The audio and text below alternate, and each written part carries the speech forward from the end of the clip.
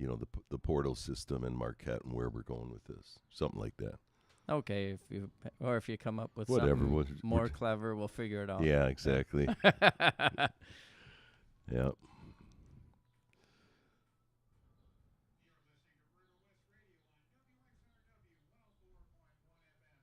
Here comes the record scratch. There we go. You are listening to The Rowbo Show, only on WXRW 104.1, Milwaukee's River West Radio. It's The Rowbo Show.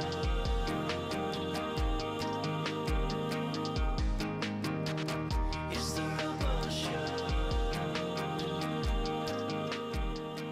Hey, you are listening to The Rowbo Show with Mark Rowbottom on WXRW FM 104.1, River West Radio. Hey, and tonight on the Rowbo Show, we're talking about the rapidly changing world of college basketball, NIL money, the transfer portal, the player movement, and what it all means for programs like Marquette University and the Marquette Golden Eagles. And joining us is 1984 Marquette graduate and active alumni, Jim Oscar Meyer, returning again. Thanks, Jim, for coming back. I appreciate you being on the show. Well, it's great to be here. I appreciate the invitation back. I must have done something right back on March 31st. Oh, yeah. It was a good show, and it went rapidly. And now we got another 5 hours to pack in 29 minutes. Yeah, 5 we'd be truncating what could easily turn into 10, but we'll hit a lot of things in the next half hour, I'm sure. Yeah, and the first thing I want to ask you about is the 2027 season transfer cycle for the 2026-2027 basketball season. It's been, obviously, the portal's just getting wilder, but I can't believe that I read there are thousands of D1 players entering the portal in April 2026 when it opened, a week after our show in March. Yeah. So it was literally March 31 we were on, and 1 week later, a day after the national championship game, the transfer portal opened for a 2-week period for thousands individual. Yeah. So let me put that in context, and this will stun you. So there's 365 Division I teams. There are 15 scholarship positions on each team, and those are really those are the positions that are in play,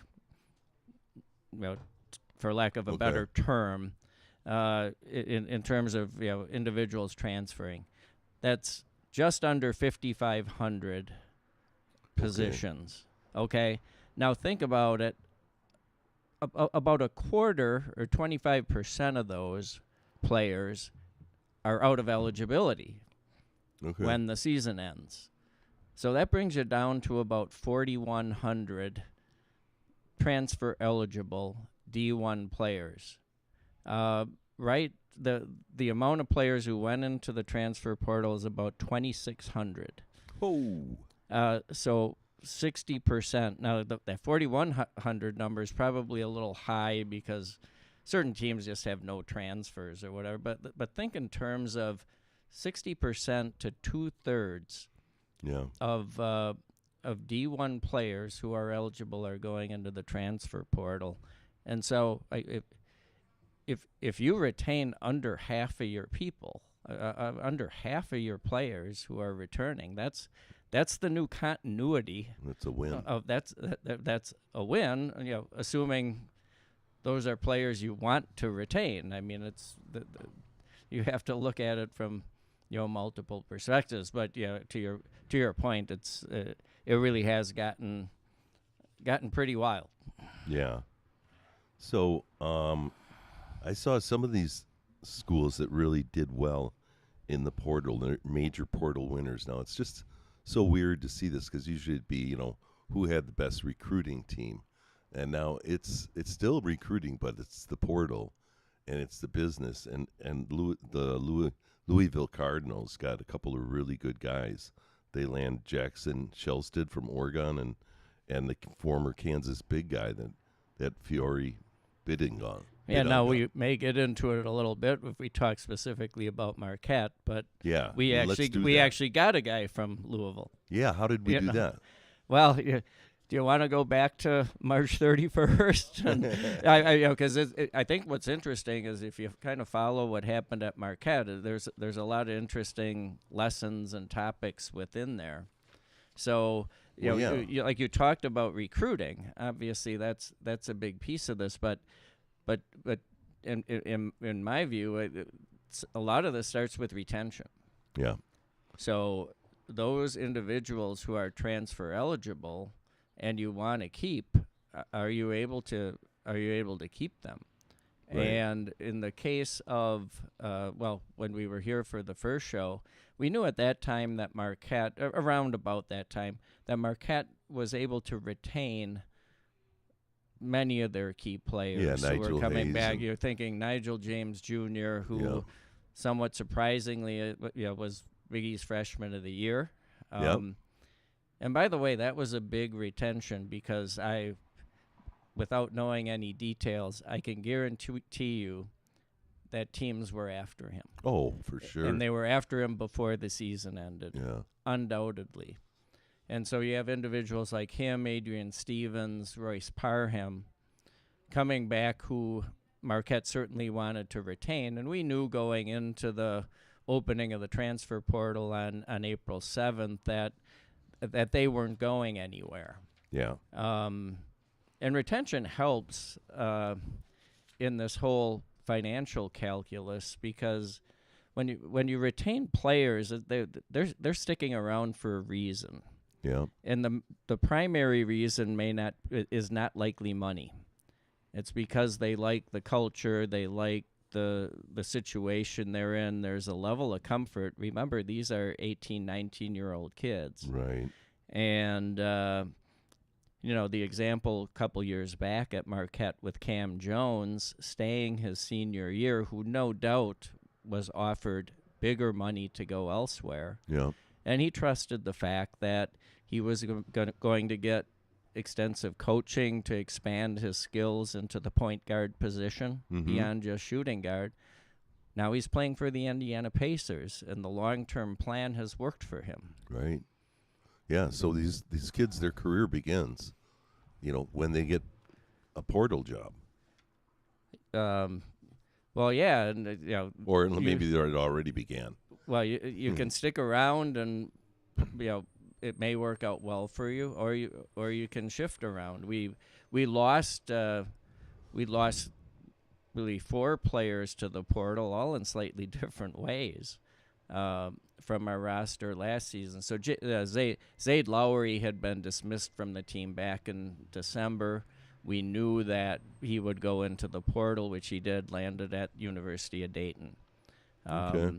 And then shortly after the portal opened on April 7th, Sean Jones and Trey Norman declared entry into the portal. The interesting thing about them, Rowbo, is that they were players who were likely in a position of not having a whole lot of playing time next year. Okay.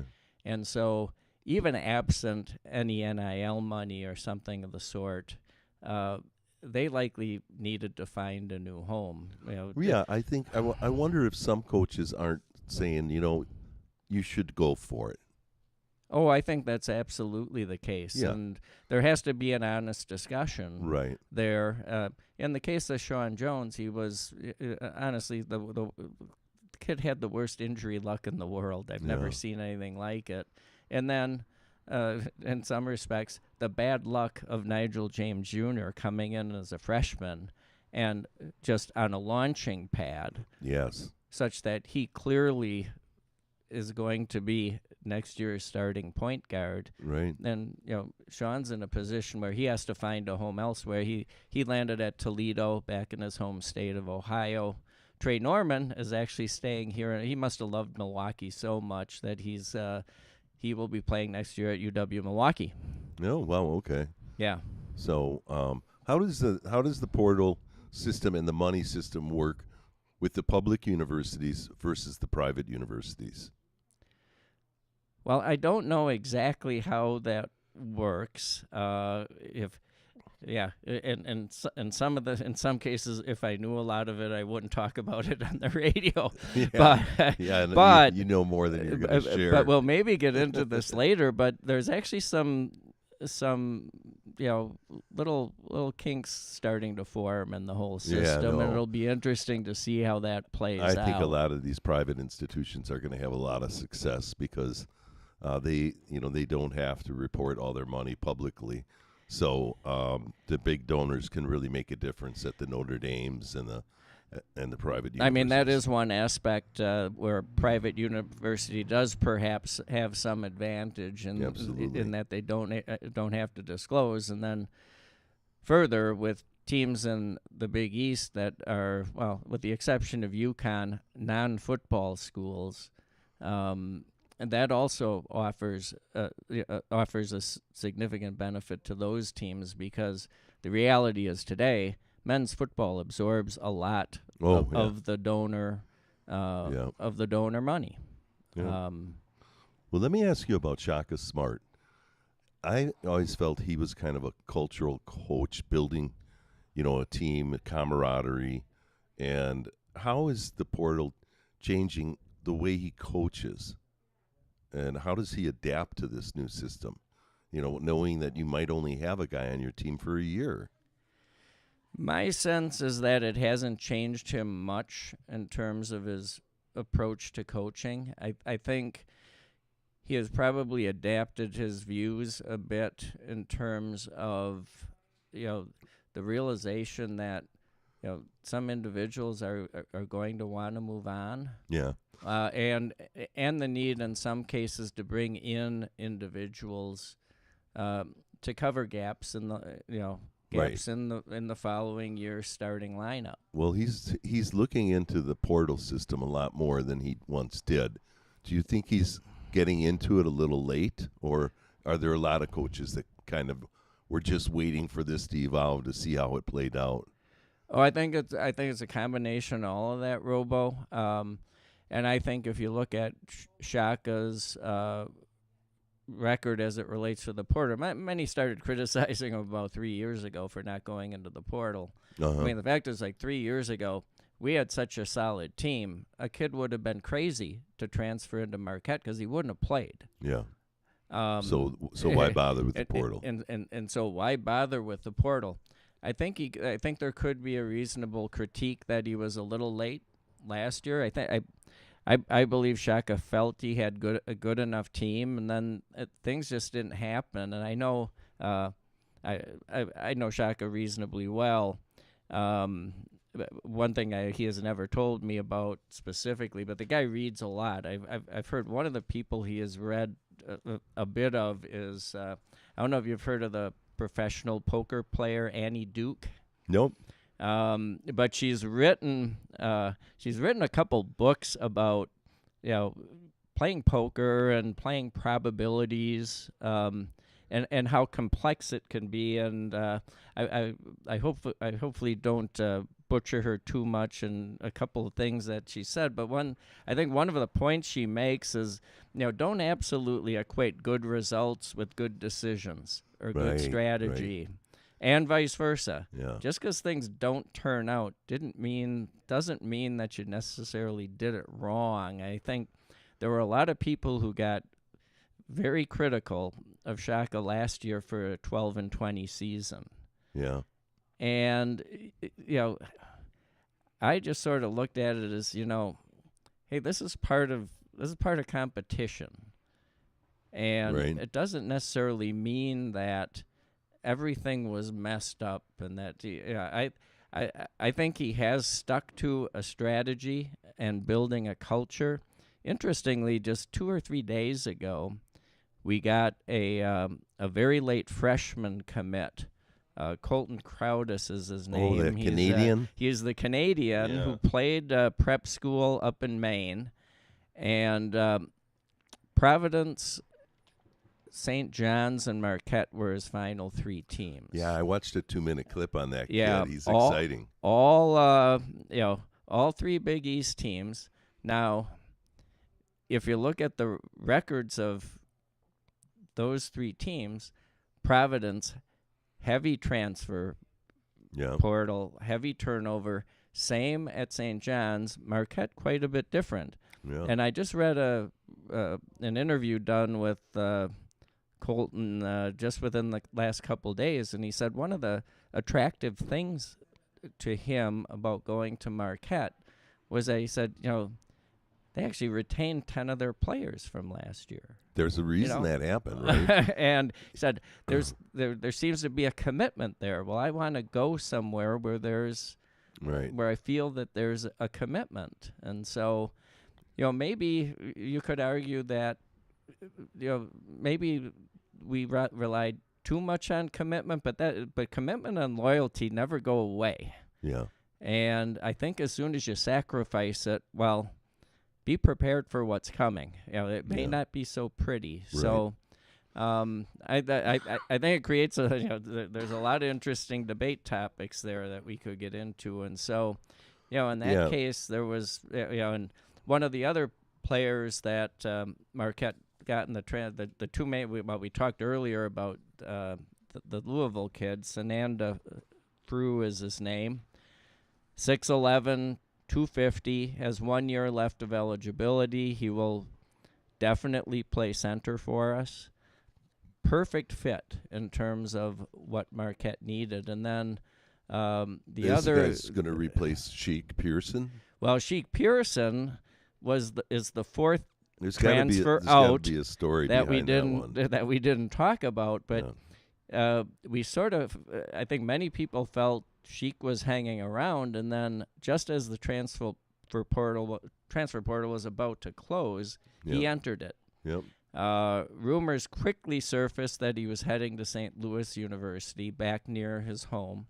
Yeah. And eventually that is where he ended up. And that might, in my mind, not knowing specific information, but I think he went there on was essentially he went to the highest bidder. Yeah, and he went to the Billikens, which he grew up with. Yeah, and again, you can understand that. Yeah, I can. It's not to criticize him, but but he saw Sananda Frew coming in as well. I'm not going to play.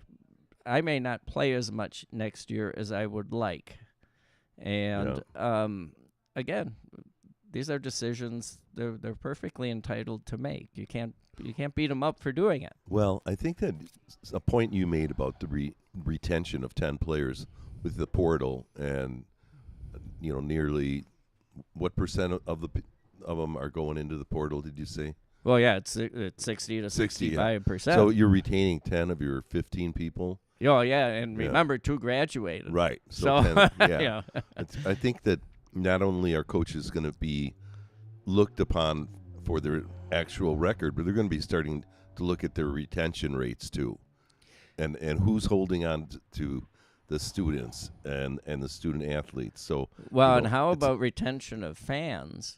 Well, I was going to ask you about that.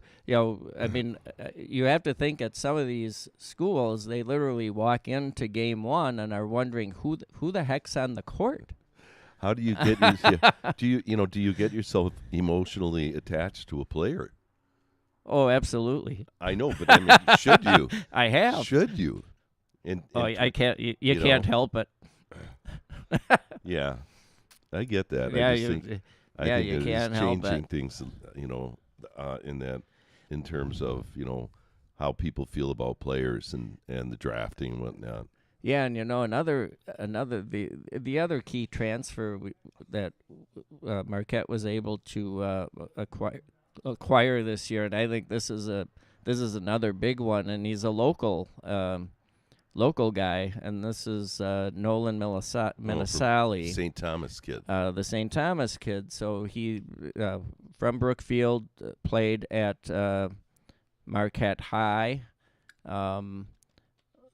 My understanding, lightly recruited at the time, went to St. Thomas. I think they just wrapped up their 5th year of D1 play. They had historically been Division III. They're now in Division I in the Summit League. But he played I think he may have started actually in every one of St. Thomas's games as a freshman and sophomore. Okay. As a freshman, he had a fifth-year senior point guard filling that role, so he played shooting guard for basically the entire season, or shooting forward, I'm sorry. And then played as point guard a good portion of last year. And, 6'5", 200 pounds. I went back and looked. He was listed at 180 pounds as a freshman, so it appears Nolan knows what a weight room looks like. Good. 6'5", as I said. Apparently quite a wingspan, approaching 7 feet. Interesting how he could play the 1, 2, or 3 position for Marquette. And he, much like Sheik Pearson, he's going home, too. Yeah, going home, and both of his parents are actually Marquette University grads. Oh, awesome. Yeah. Well, that's fun for the family. So the interesting thing there, you mentioned culture earlier, Rowbo. I mean, this may not be just a good sort of tactical and strategic fit in terms of the team, where he fits in the roster, but this could be a great cultural sort of fit as well. And I think I always think about it, you can't think about it as either or. I mean, I really think the teams that will succeed in the long run are the ones that can do both at the same, walk and chew gum at the same time, I guess. Yeah. Right. So, do you think a culture-driven school like Marquette can still compete nationally against schools with massive NIL money? Yeah, absolutely. And there is a bit of a constraint on NIL money in terms of what the schools can give, the $20.5 million cap, and other schools have to spread that across maybe many more programs than Marquette does. Right. So I think Marquette is in a good position, for the near term and long term. I'm really looking forward to seeing how the team gels together next year. Well, how big of a loss do you think Sheik Pearson was? I have no idea. Yeah. We never saw him play one game. Well, he was redshirted, right? Yeah, he was redshirted. He ranked very highly on a lot of the boards and whatnot coming out of high school. You never entirely know how accurate they are. Well, I presume he's probably quite a good player. We certainly would have liked to keep him. Yeah. Well, that's where I wonder, do fans still build emotional connections with players when rosters change every year like they are now? I mean, obviously every year rosters change, but never greater than what we're seeing today. I see a lot of little kids wearing Nigel James Jr. uniforms, and and he's coming back. So he's coming back. He will be beloved. But he can go into the portal next year. Well, we would hope that doesn't happen. I get it. Because those jerseys really drop in value. yes, they for can. Use. Yeah. So what? I never bought a Sheik Pearson jersey, just for the record. But well, neither did I. So, but I was going to. I forgot what number he was actually. When does this term student athlete just become mostly symbolic? Are we there? I think in some cases, yes. I think the transition has already occurred at many schools. Okay. And I think I think the answer to your question is somewhat university specific. I think for some universities this has gotten to be very mercenary. Okay. Yes. I'm happy to say Marquette is not one of those. I don't think Wisconsin is one of those. I think Badger fans should be proud of that. Yeah. Well, we lost Blackwell. Yeah. Yeah. Yeah. Now I don't know the circumstances behind that, but but institutions have decisions to make. Yeah. And this may not be a free lunch anymore. Because we just saw the legislation passed about a month or two ago. Yeah, we didn't even get into that. Yeah, relating section. To talking about the new rules and what they're trying to implement. Debt service and maintenance forgiveness to the to the Wisconsin Athletic. By the way, it's happening in other places, and by the way, it's worse at places like Kansas and Colorado, who are running significant deficits in their standalone athletic departments, and they're kind of using tuition money and student fees to cover that. Oh, wow. And so this may not go on forever. And in the not-for-profit world, they always talk about donor fatigue. Well, we may hit taxpayer fatigue at some point here. Well, that's what you talk about forever, and I'm wondering, 10 years from now, will we still call this college basketball, or will it basically be a developmental pro league connected to universities? Well, the interesting thing on that is, there are now college players who are electing to stay in college because their perception, and it may be reality, that they will get paid more money as a senior in college than, say, being drafted in round 2 of the NBA draft, or say round 6 of the NFL draft. Yeah, and so an interesting dynamic is starting to play out here. Well, and that's the thing about this, is that when this whole thing started, nobody had laid out a master plan like, this is where we're going to go. Oh, there was absolutely none. It's complete evolution. Yeah, we're sort of building the plane as we fly it, is what's happening. Let me ask you this. What kind of financial planning is a 20-year-old with $5 million? What kind of experience do they have in that? None. And none. They certainly need help from family, friends, and many of the universities offer assistance in that regard. What the quality of that is, again, very dependent. And in many cases, these players don't have, a trusted a family member with, say, a trusted financial and accounting and tax background to help, and exactly. They're in a precarious spot in many cases. Okay, let me ask you a couple quick questions. Should athletes get signed contracts if schools and college collectives are paying 6- and 7-figure NIL deals? Yeah, they are working under contracts now. Okay, with the universities. Should there be a salary cap, or is that the $20.5 million? That's there is already one in effect, and I would argue it may not be working very well in some cases. All right. Yeah. Name one NIL rule you'd immediately change. I think the amount of transfers has to be limited. There's a number of ways to do it, but the unlimited transfer thing has really created a major issue, and I think is easily fixed. Give me one transfer this year that shocked you. Blackwell out of UW-Madison did.